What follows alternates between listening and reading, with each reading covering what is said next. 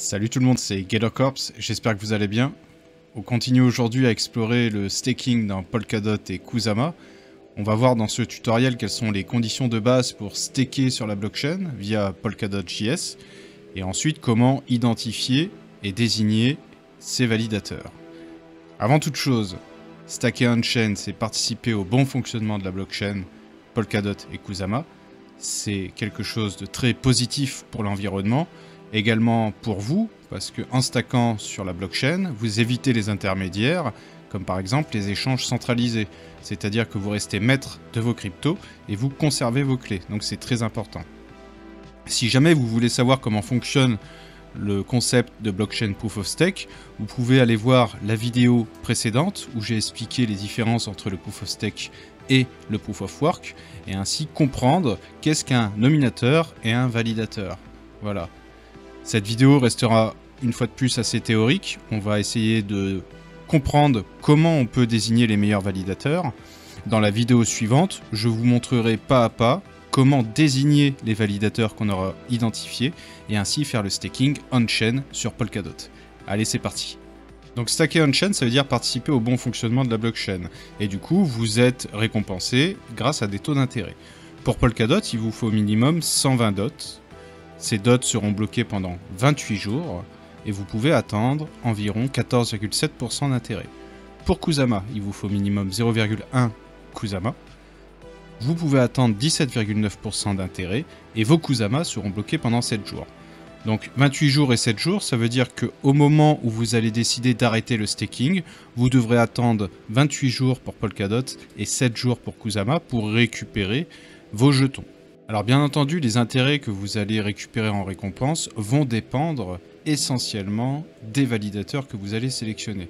Donc on va voir de suite pourquoi c'est important de bien choisir ces validateurs et quels sont les critères qu'on peut retenir pour bien les choisir. Donc on va aller sur Polkadot.js dans l'onglet réseau staking. Là vous allez voir différents critères. Donc on commence par 1000 validateurs sur 1000, ça veut dire qu'il y a 1000 validateurs actifs actuellement sur la blockchain Kusama, puisqu'on est sur Kusama. Vous avez 883 en attente de devenir validateur, et en nominateur, il y en a 6435 d'actifs sur 7107. Alors pourquoi ils ne sont pas tous actifs? Tout simplement parce que certains n'ont pas dû choisir les bons validateurs, et du coup, ils n'ont pas été pris et sont donc inactifs. Ou sinon, c'est qu'ils n'ont pas tout simplement assez de KSM. Ideal stake, c'est tout simplement le taux idéal pour la blockchain, donc il faudrait qu'il y ait 62,5% des Kusama totaux qui soient stakés.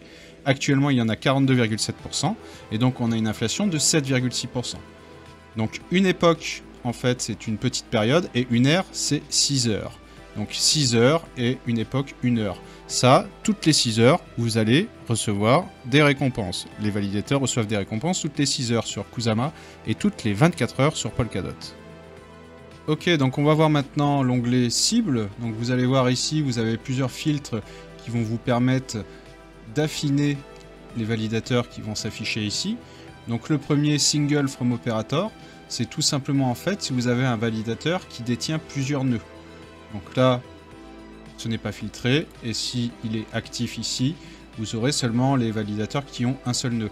Je vous conseille de l'enlever, parce que tout simplement, si un validateur a plusieurs nœuds, il sera d'autant plus habitué à les gérer et d'autant plus sérieux. Ensuite, vous avez no 20% plus com. Ça veut dire que c'est tous les validateurs qui auront une commission supérieure à 20% ne seront pas affichés. Je vous conseille de le laisser afficher parce que 20% c'est énorme. Il vaut mieux privilégier des commissions entre 0 et 10% grand maximum. Note à capacity, ça veut tout simplement dire que le validateur a en fait est full au niveau nominateur. En fait, un validateur peut avoir 256 nominateurs maximum qui vont souscrire à sa validation. Donc si vous laissez ça, vous êtes sûr au moins de ne pas tomber sur un validateur qui est déjà full. Ça peut vous éviter de faire des erreurs. Recent payout, ça veut dire que le validateur a récemment payé les récompenses au nominateur, et avec une identité. Alors ça, c'est très important. En fait, tout simplement, ça va définir l'identité. C'est-à-dire que vous pouvez définir une identité on-chain. Chaque validateur on-chain a sa propre identité qu'il définit. On va aller voir par exemple Staking. Là, donc Staking, vous avez son adresse, quelques renseignements sur lui. Et là, on arrive à son identité. Donc on a un email, un Twitter, un Matrix. En fait, voilà, c'est toujours important de savoir qui est votre validateur, parce que bon, comme vous lui confiez, entre guillemets, vos fonds, il faut que ce soit fait à quelqu'un de sérieux. Parce que si un validateur fait une erreur, il va être sabré, il va être slashé. S'il est slashé, ça veut dire qu'il va perdre les KSM qu'il a mis. Et il peut être puni ainsi. Donc par exemple, on revient sur staking. Staking, investissement total 4835 KSM. Donc ça en fait c'est la totalité des KSM qu'il a dans sa pool, les siens, plus ceux des nominateurs. Propre investissement, c'est les fonds qu'il a mis lui-même. Donc si par exemple staking faisait une bêtise, était sléché ou sabré, il perdrait 106 KSM. Donc inutile de vous dire que personne n'a envie de perdre 106 KSM. Donc je pense que ça peut être une très bonne preuve de sérieux. C'est pour ça que je vous conseille toujours de choisir des validateurs qui ont un propre investissement assez conséquent. On remarque ici par exemple que le plus bas pour la pool est de 4113 pour une moyenne de 5113.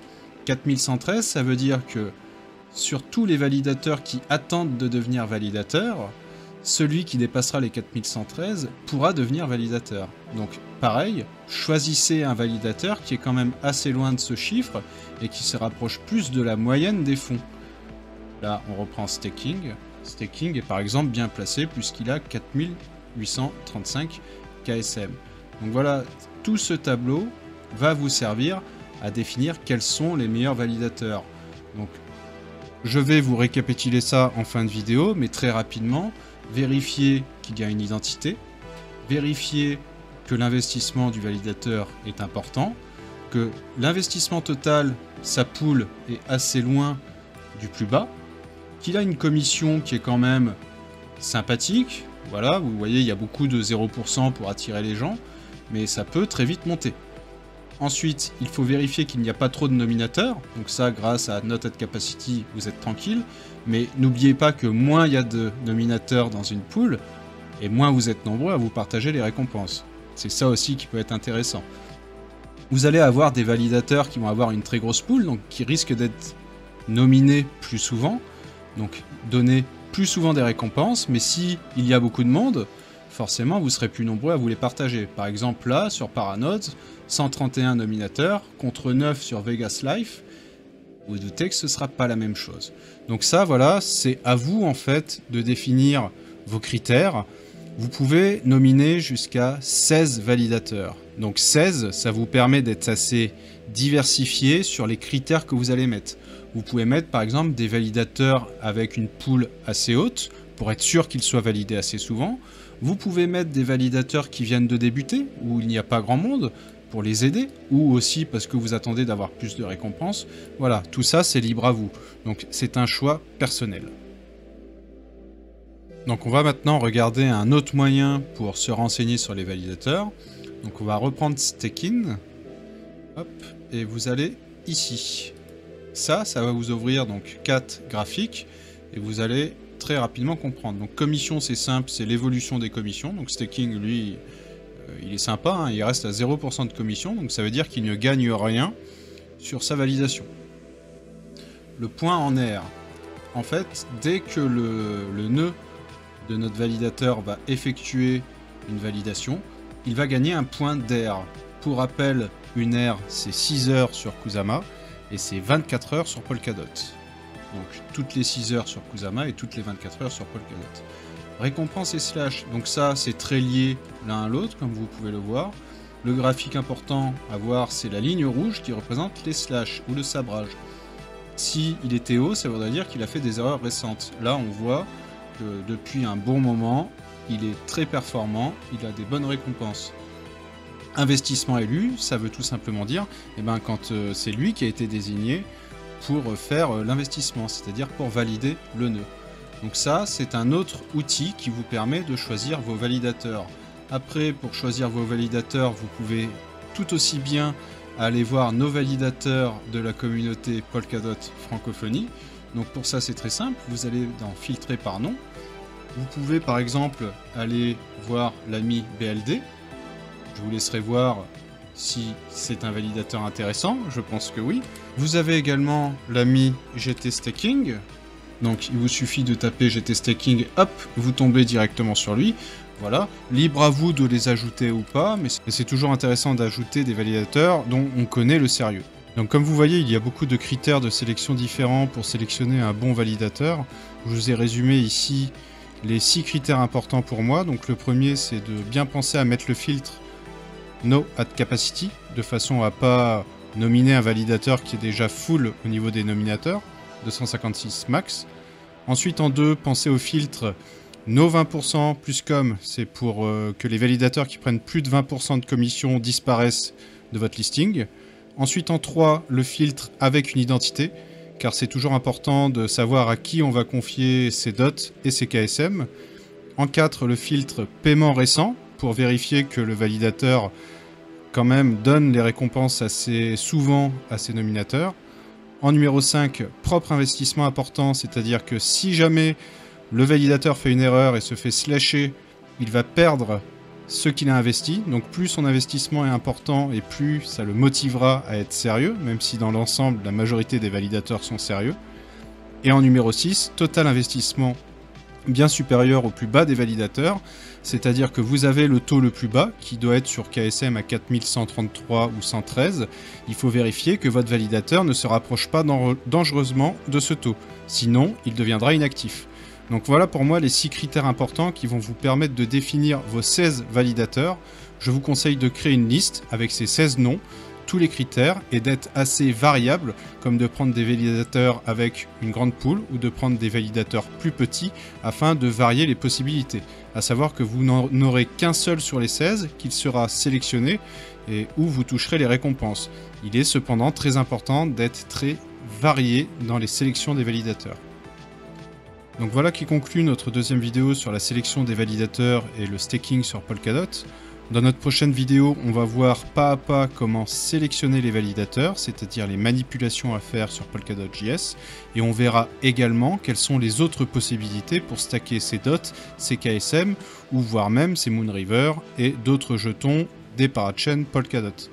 J'espère que cette vidéo aura été simple, clair. Si jamais vous avez des questions, n'hésitez pas à les poster en commentaire et n'oubliez pas de vous abonner, ça me fera toujours plaisir. Je vous souhaite une bonne journée et je vous dis à bientôt.